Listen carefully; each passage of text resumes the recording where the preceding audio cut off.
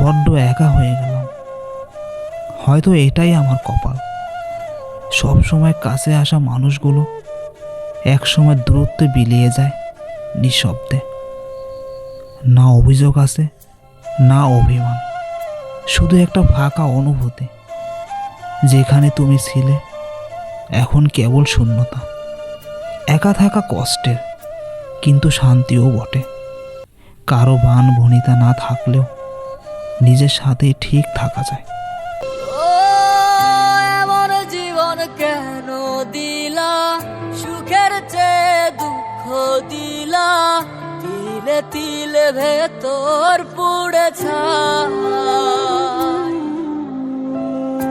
একটা মনের মানুষ দিলা, তাও আবার কাইরা নিলা, এখন বুঝি বেঁচে থাকায় দায়।